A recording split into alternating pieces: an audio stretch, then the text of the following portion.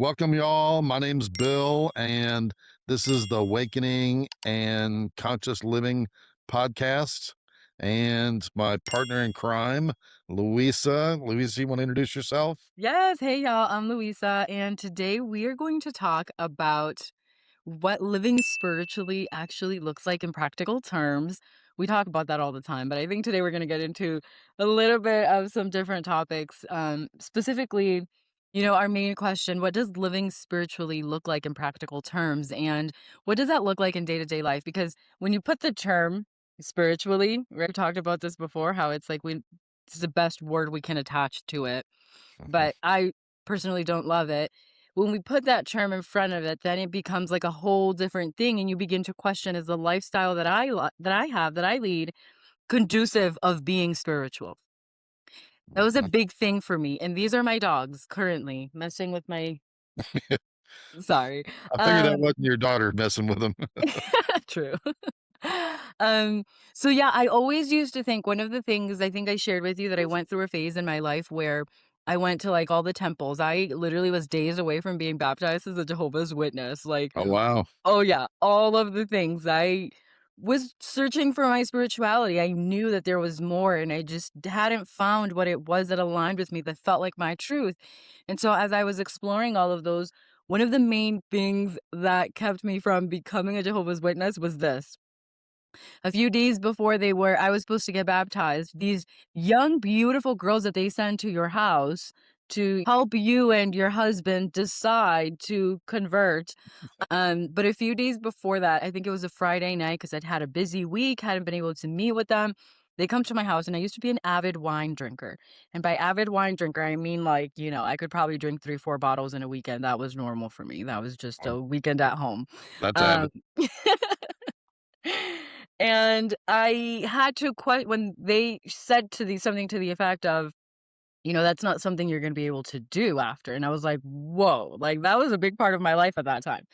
And, that made me question in practicality, how does spirituality fit into the life that I have? So, and so I think for a lot of people, just based on my own experience, it's probably a question is, how do I fit this thing into my life? And for me, the reason I ended up here and practicing this type of spirituality, if we want to put a name to it, is because what I realized is that there is nothing that is actually required of me. A lot of the practices that I take on are practices that they come through because I feel them, like, I desire them, like meditating, Mhm. like being alone, like going to the park. Those are things that I desire so deeply that it's not this feeling that I used to feel when I was Catholic, that it was like, I have to go to church on Sunday or I'm a bad person. And so in practicality, I would say the main thing is moving from performing to presence. You have to choose to go from what should I do to how does this feel? Mhm. You said from performance to presence. I actually love that. I think that, I actually think that's spot on. I really do. I was this is I was up at, Southern Illinois at my friend's farm, and we were at his bar. He's got a little bar inside his, one of his buildings, and they come and, people hunt and smoke their deer meat and all that type of stuff, and it was Ash Wednesday, and one of the guys that came in was Catholic, and he was talking about giving up things for Lent and that type of stuff. And he asked me a question. He's like, "What religion do you practice?" And I said, "I don't really practice a religion per se, but I was raised Catholic." But he kept pressing me, and I'm like, and I said, "You really don't want to go down this road." I said, "Because I've spent like the last 30 years talking about that or thinking about this stuff." But he kept pressing me and he asked me about giving things up for Lent and giving meat up on Fridays. Mm. And he's like, "I don't know that that's really that important, specifically giving up meat, but, I do believe, that you ought to do something." But I mean, it was real wishy-washy. So we were talking about fasting. I explained the whole thing about, started explaining the whole thing about fasting, that it wasn't just giving up meat on Friday.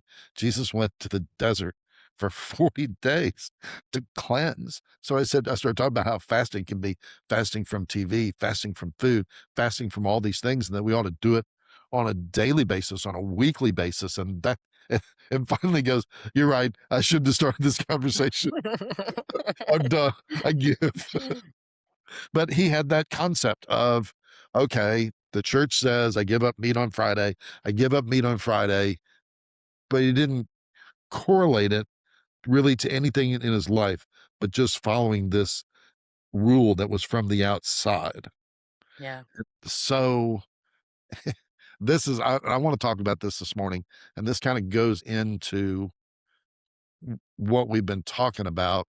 But my next book is going to be about sovereignty. And so I made some notes on sovereignty, and I think it's just, I think it's this performance versus, what did you call it? Performance versus Performance versus presence.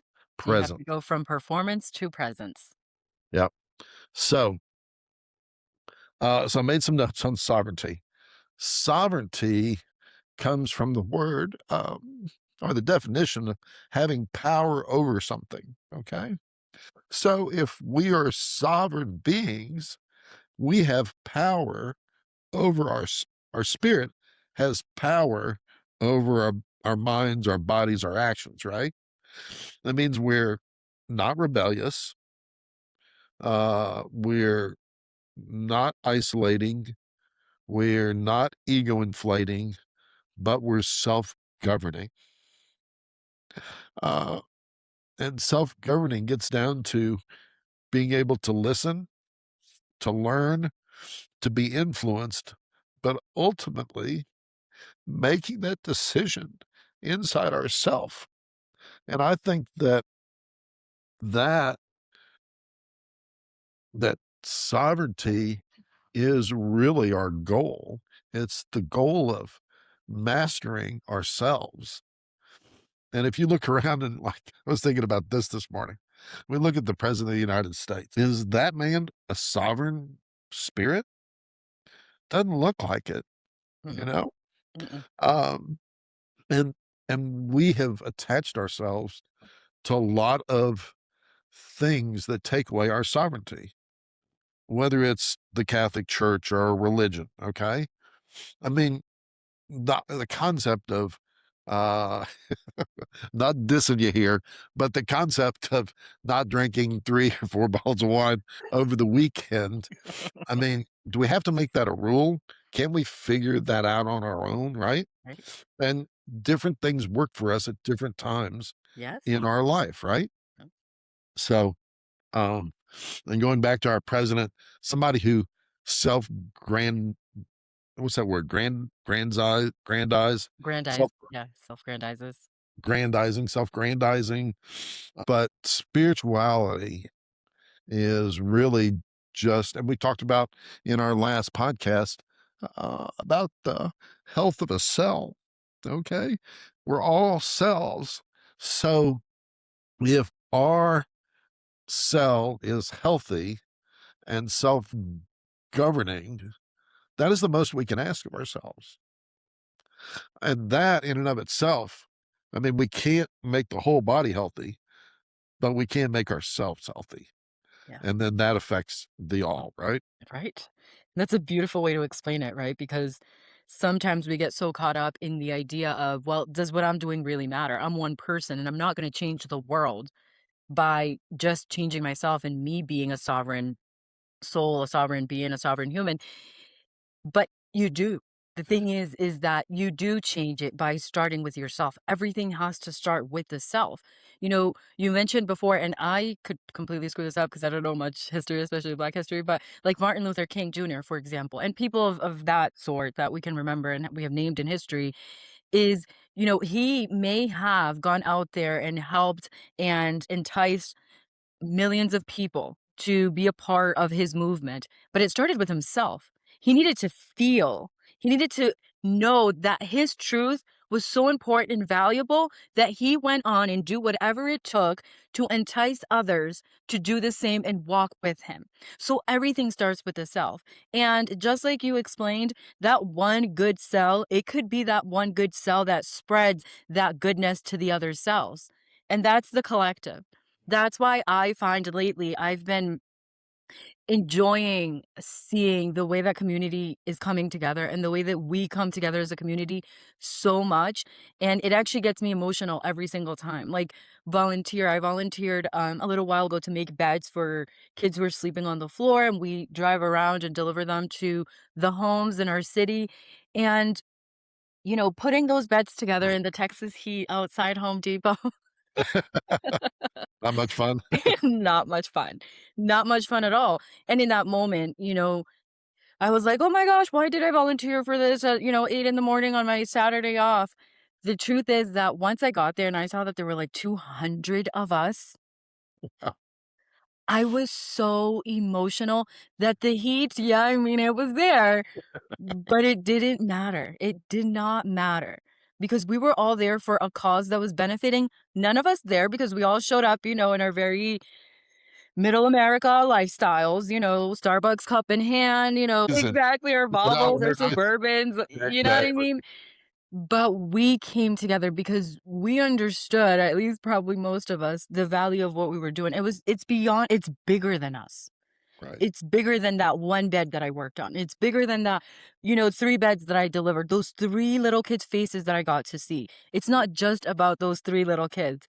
It's about what that means when we 200 of us come together and do that for a community. We're changing this community.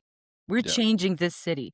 We're changing the experience that those children have every night when they get to sleep on a bed that's their own with a mattress instead of on the floor like they have been. And Right. so that is the power of community. I got really passionate about that because it's so beautiful. The power of starting with yourself, even though it may not be immediately something that you can see, it's bigger than us. It's bigger than just you. It is. And when we become sovereign or we become masters over ourselves, I mean, every interaction that we have uplifts a little bit. Doesn't matter whether you're holding a door open or you're smiling at somebody or you're letting somebody in front of you in traffic. Could be 1,000 different things. Okay. They're not, none of them are, world renowned actions. They're just, it's just spirit coming completely through you in a clean manner any without any ketchup on it, without any, just pure. Yeah. Okay. And I mean, I think that's really the core of all spirituality Yeah. I or do healthy spirituality. healthy spirituality. And I was going to say, sort of to that point, is that I do believe that at the core, way back when, when a lot of religions started, this was the intention of sovereignty in one way or another. All of the stuff we've added to it throughout the years, throughout history, is just that. But I do, in my heart, believe that the intention of spirituality runs the same across the spectrum of whether you are just spiritual, whether you're religious, or whatever religion that it is that you may partake in. Agreed. 100%. And I think that we kind of answered, but it brings us to our next question. How can someone anchor into presence in small moments? How do you think someone can anchor into presence to not just doing them, but also sort of have that awareness in that moment that brings that awareness that it's bigger than that moment into that small, tiny part of their day? I mean, I think all the things, all the little things that we do are really come out of our big picture, our idea of all how this whole process is working. Because we've talked about when you're in the world, you can conform yourself to the world or not conform yourself to the world. Um, and if you believe in the Jehovah Witnesses or, you know, being Catholic, being Baptist, or whatever it is, then you're trying to follow those rules. But if you slowly get rid of all these rules and you work on your own spirituality, then that's how those things happen. So for me, I would go into, I believe that each one of us is a drop of consciousness. Okay. And that drop of consciousness, that Bill Poutler drop of consciousness that I walk around in, always look, not always, but for the most part, just pay attention to, what my heart feels, what's right and wrong, the presence type of stuff, right? And and you start looking at every person around you um, as this soul that's dropped into this world, you know? And if that soul is acting out, then you know that they're not aligned, that they don't have mastery, right? And so you don't have judgment on them. Doesn't mean that you don't need to protect yourself sometimes, but you don't have judgment because you, we're all growing in consciousness, right? And so once I feel like once you align and understand the core thing that's going on here, that you're a drop of consciousness into this world for a lifetime to learn how to master your spirit in this very gritty, grindy, heavy, difficult world that when you have everything framed like that, you get off course sometimes. You do stupid things and you say something you didn't want to say afterwards. You look at it, you say, I shouldn't have said that type of thing. And then sometimes you look and said, I should have said something. But those are all your little learning moments. And as you go through all this, that once your top level changes, the bottom level just follows. And it speaks to what you mentioned earlier, sovereign. I think sovereignty, you can kind of see in those moments whether someone is fully operating power over themselves, because the reaction or the action in those moments is very much based on whether somebody's performing, wearing the social mask, or Yes. whether somebody is acting in their sovereign, authentic self.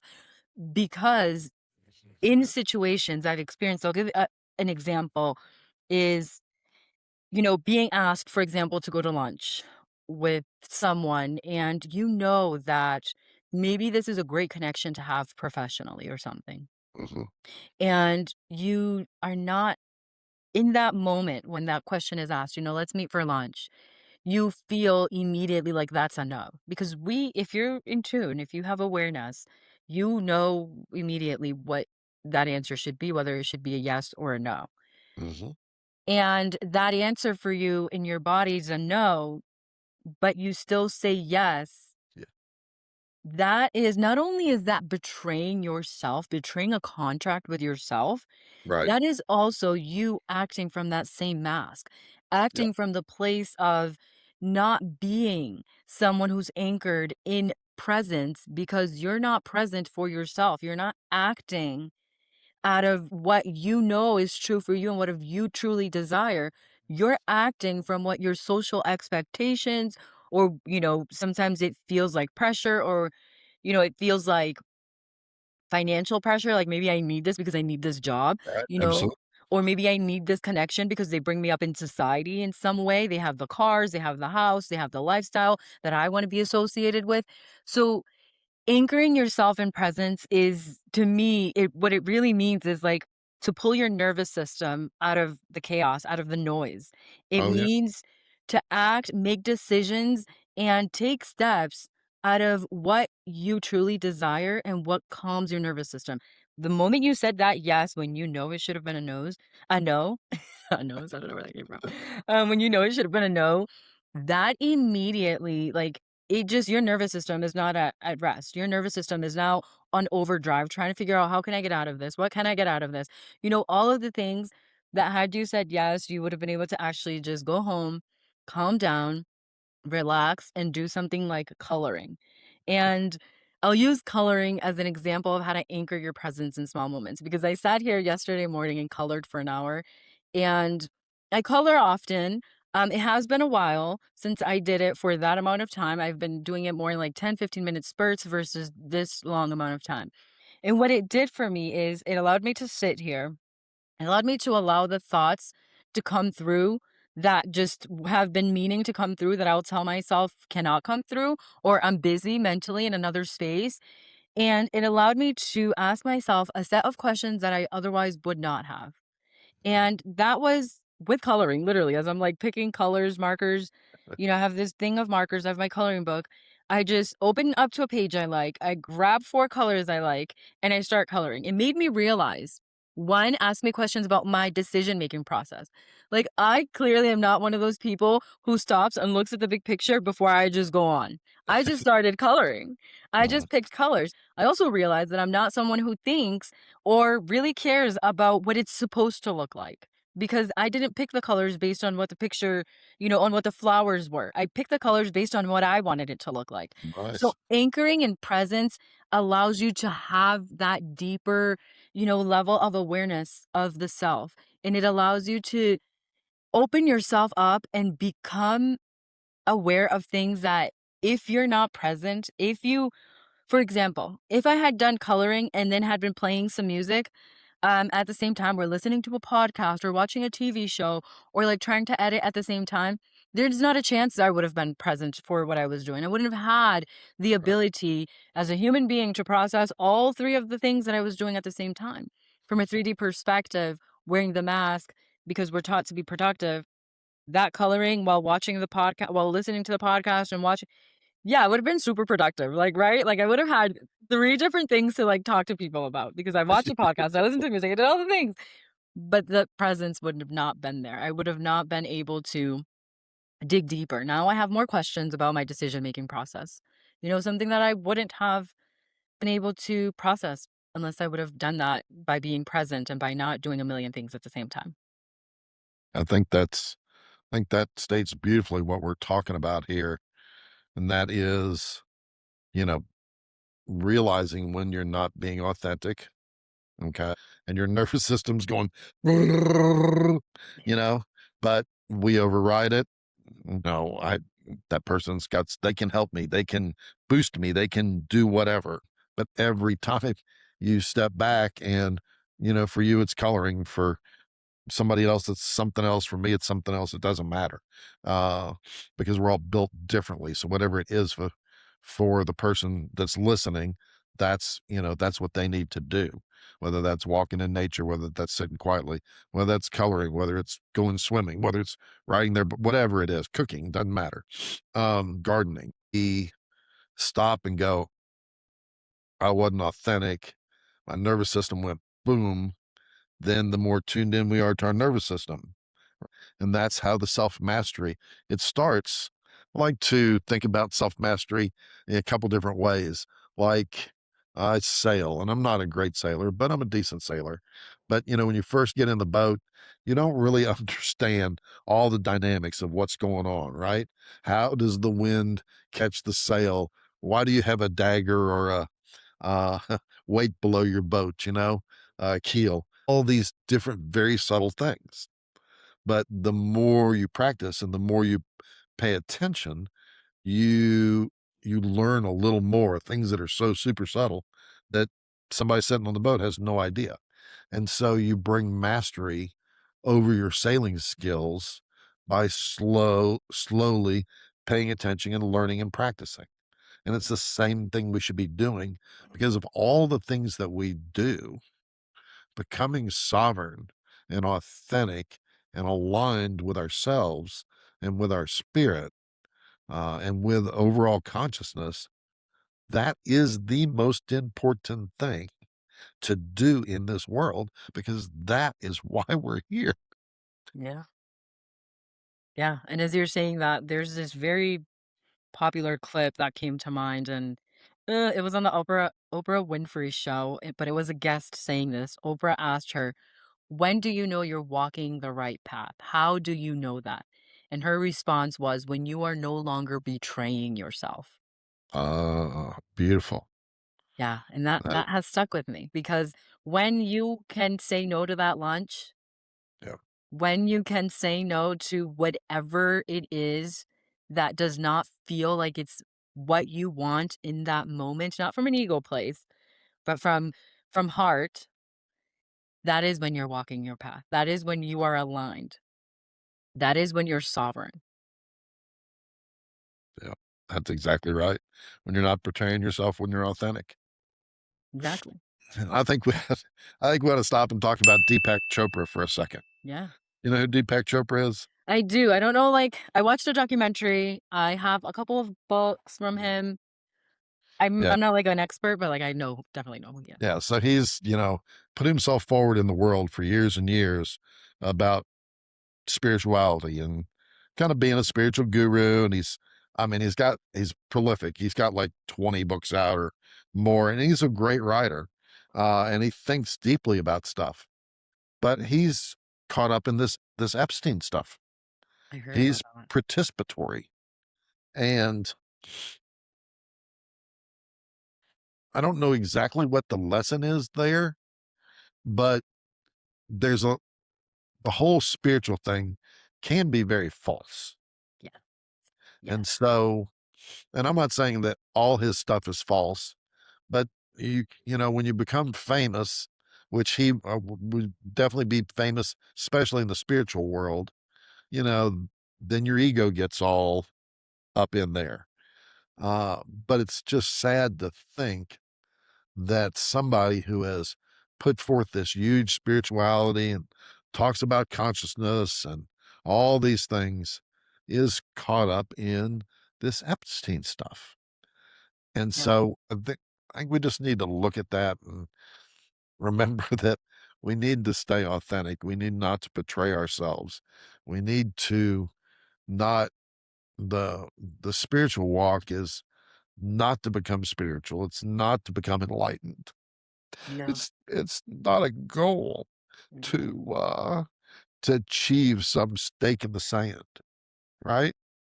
It's just about becoming authentic to yourself, not betraying yourself, and self mastery and sovereignty.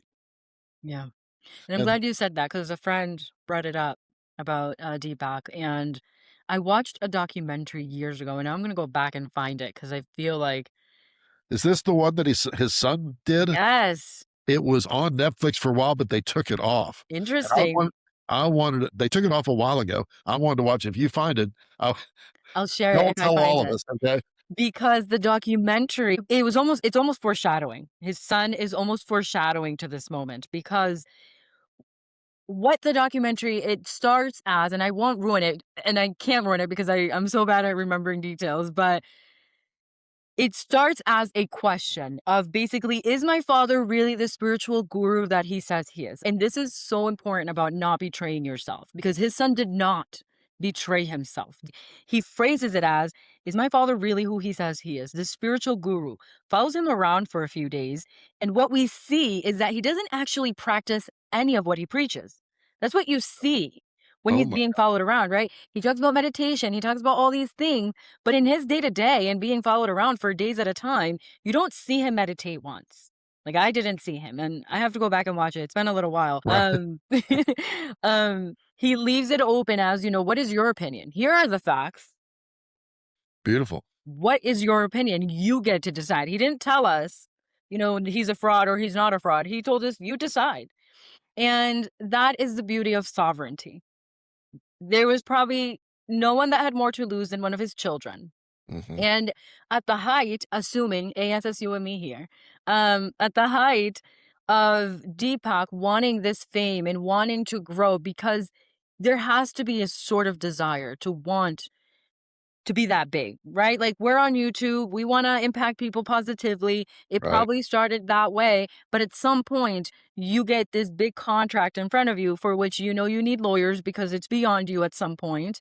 And he made a decision at some point. I'm going to be this big. I'm going to blow up. Okay? So that's a conscious decision he made at some point. And whether from ego or not, the truth is that he made a decision at some point that held a lot of value. That fame and being known held an extreme amount of value to the point that he allowed his son to record and make this documentary public, questioning whether he was the spiritual guru that he portrayed himself to be, assuming that because he figures any fame, as most famous people think, there is no bad, what do they say?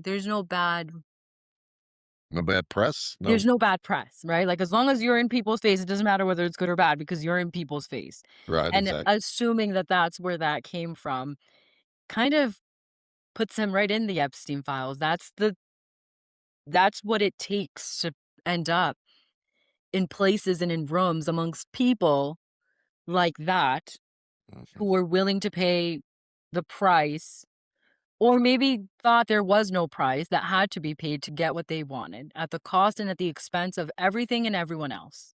mhm, yeah, and that's the difference between having knowledge and having wisdom, Yes. right? You can have all the spiritual knowledge in the Yes. world, but not have the wisdom to develop that inside yourself. Yeah. And something I want to add here that I learned was pretty tough lesson. It was my last, not this dark night of the soul, but like my second sort of awakening. Your second dark night of the soul? My second dark night of the soul. This is my third one. um is wisdom. There's knowledge. The first time around, I was like, I know all these things about spirituality. And, with my gifts, I could see things and I would get messages. At the beginning of having those things, there was this one person in my life, and I was like, well, they're like someone I'm really close with. Like, I can share this knowledge that I have with Right, this person to help them, to protect them, to, kind of use my knowledge to their benefit too. right. Especially if the information that I was getting was related to them because they were so close to me. And what I realized in my second Dark Night of the Soul awakening is that the difference between knowledge and wisdom is that the second time around, I knew to keep my mouth shut. Mhm, yes. And we all have a lot of we all have a lot of wisdom, and there is a lot of knowledge. We have ChatGPT at our fingertips. If you can think of it, ChatGPT will give you the rest of it. Um, or AI. But people who act out of a place of wisdom, they're not necessarily going to tell you. There's a lot of things that I know that could benefit or be detrimental. Like, there's one specific person who's like, I could put them in jail for the rest of their lives. And that is the difference between wisdom, right? That sounds criminal. The difference between wisdom and knowledge is having information does not equal being wise. When, how to use, how to express, how to act on it is a very big part of it. And whether to do it, whether or not to do it. Didn't we have a question in our list today? How does spirituality transform relationships and communication? There we go. Yes. That's it. And Yeah. that's well, I say it to myself all the time, but I pretty much adhere to this rule is you don't throw pearls to swine. Well, explain that. I think it's a Bible thing. Really? But yeah, but a pearl is something that's precious, right? And swines have their place also, but a swine has no understanding of the preciousness of a pearl, right? So, so as you walk down this path and you gain a little bit of wisdom, uh, it makes some, if not most of the people around you, it can make them uncomfortable because we're changing and they may not be changing that much, right? Or they may be very much in the world Yes. and then we become abrasive to them. And, there's a lot of people that I'm close with, whether they're friends, family, whatever people I have to interact with, choose to interact with. Um, but I hold my tongue a lot Yeah. because there's not a level of understanding there. And there's not really even a desire to Yeah. change their level of understanding. Yes. Um, and it's hard sometimes because and I'm still kind of struggling with this a little bit, to bring a situation to a close, I've apologized when I really didn't think I needed to apologize. Yeah. But I don't know, do you just leave the wound open all the time? Um, and so the communication between people that are conforming to the world and in their egos can be transactional because we all have to be transactional in this world, even if we're going to build beds for kids, right? Yeah. I mean, somebody's got to get those beds out. We got to put them together. We got to get them in the car. Still a transaction. Um, but to have, but to be able to transact in this world and not step on people's toes, Right. it's difficult sometimes. It's very difficult, especially for the people that are closest to you. And when you first go down this spiritual road, I'm sure you've gone through it. We may have talked about it a little bit. You get this puffery happens, right? Yeah. Oh my gosh, they don't see this, they don't see that. Oh, Well, yeah. that goes away, luckily, after a while, Yeah. right? Yeah. But still, you see it and you're humble and you hope the best for them. And it saddens you when you see It does. people in that state.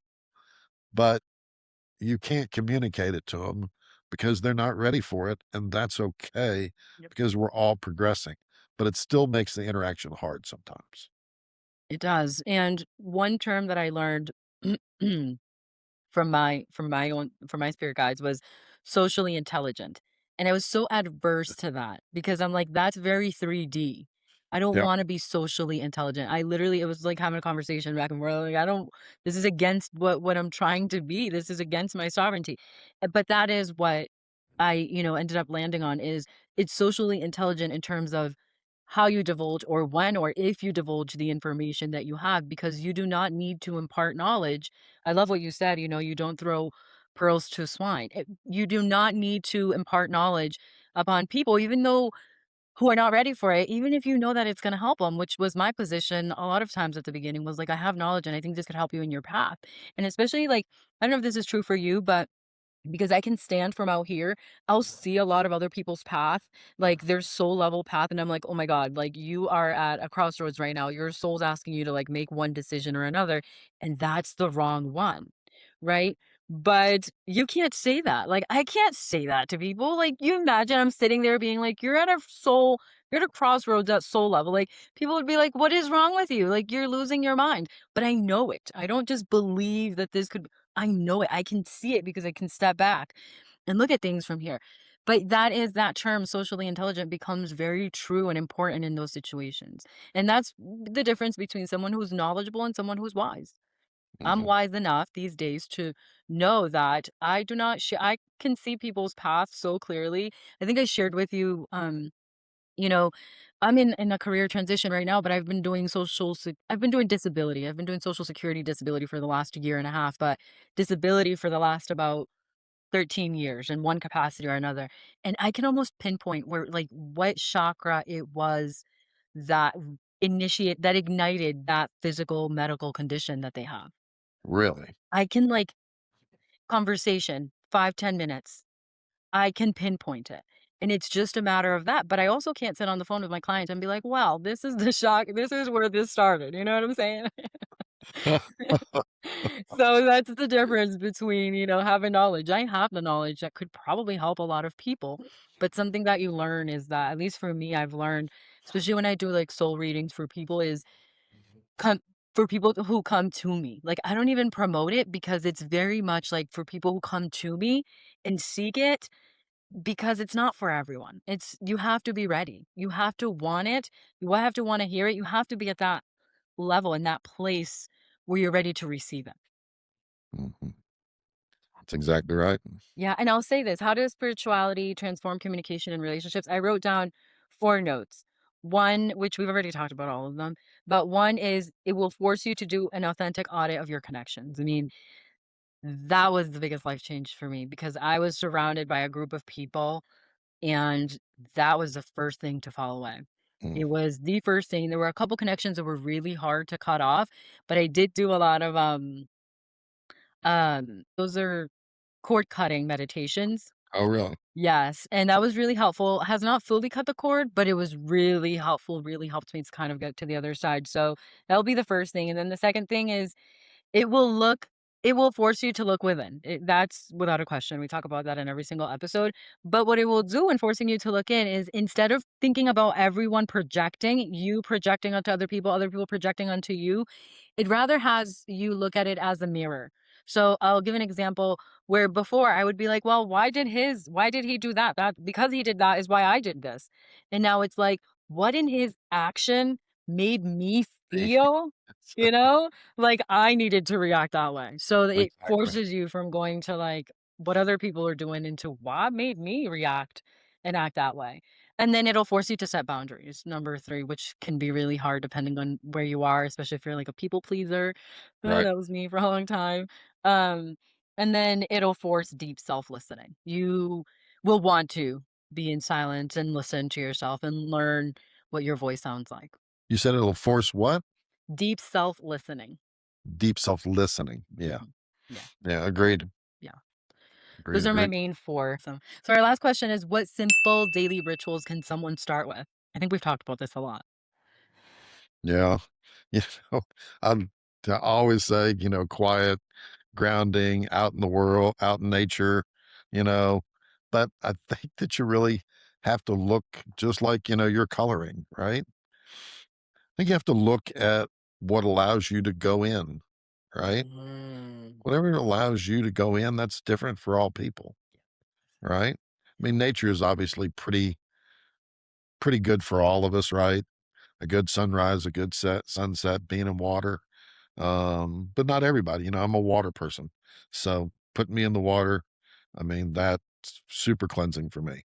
Um, so I think it's different for all of us. And that particular thing that helps you go in is what you need to do. And it cycles, it's different. You said you hadn't picked up coloring for a little while.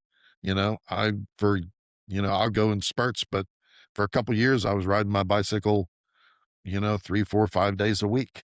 Uh this last year I've ridden 10% of that or 20% of that. Yep, And I don't know why. I mean, but you know, it yep, just so I'd say whatever works for you and it cycles.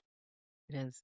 I love that you mentioned the cycles because that there are cycles. Like at this point, I have different hobbies that I do in silence and in darkness, and it just evolves. It depends on the season, and I no rhyme or reason. I don't try to find a rhyme or reason as to why that's the thing at that time. I just flow with it because that's what my soul needs at that time, and I feel that and honor it. And I'll add a couple of things to what you said in honor of spirituality in practical terms. So for a lot of people, like I know for myself, prior to my first awakening, it was always like, I don't have time. And I was married then, I had help. And now as a single mother with the same responsibility, it's kinda like, "Okay, where am I gonna find time for all these spiritual practices?" And I do because I prioritize them. But an idea is like we talked about sovereignty, like sovereign coffee. For example, while you drink your coffee, instead of sitting there with your phone, maybe those 5, 10 minutes you sit there, drink your coffee without your phone. That is presence. That is going to bring you into yourself and help you practice spirituality.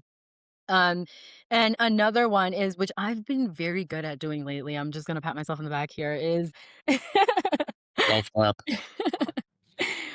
transition breaths. So for me, going from case to case at work, right? I have a lot of cases, a lot of different clients, and things happen, they move fast. But I've actually been putting in time to take at least 30 seconds of breathing before I move on to the next case or to the next activity. It's been life-changing, it really has, because it, like, recenters me. I can let go of everything that I just dealt with that case, and here I am dealing with a new case. So that's something that could be also really helpful, like, if you do work, maybe just those 30 seconds, 15 seconds, whatever you can get.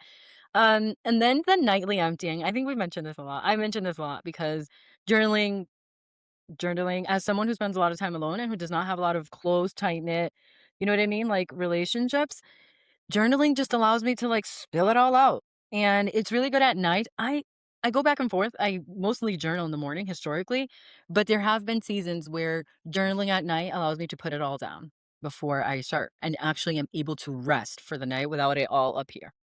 Mhm. So those would be my 3, for daily rituals that You can start with, uh, if you wanna be intentional with your spirituality. I mean, and earlier you talked about, coloring and watching a podcast and doing something else at the same time. I think that is the key. Whatever you're doing, it's mono, it's one, right? Whether you're drinking your coffee, then you're drinking your coffee and experiencing that and in that quiet. Whether you're walking, and I ride with music sometimes, but a lot of times I don't, and so it's just riding, Yeah, you know? So whatever it is for each person, it's doing that without all the rest of the chaos. yeah. It's beautiful, and that'll change your life, as simple as it sounds. It will. And remember, changing your life starts up here and then happens down here. So, but at the same time, you can just convince yourself to sit in the silence a little bit. That it's a loop. That sitting in the silence will help change this too. Yeah. So, self-fulfilling prophecy, right? That's right. It all is. It all is. And with that, I just want to say thank you to viewers and listeners. Thank you for tuning in. We are going to start going live soon, and and we will keep you updated with that. We really do hope that if you have any questions, any concerns, you can tune in. Go to Bill's website, which we will link in the show notes and in the description, and there will be a form that you can complete. Send any questions, and we'll address them during our next episode. Absolutely. Thank y'all. Till next time. Till next time.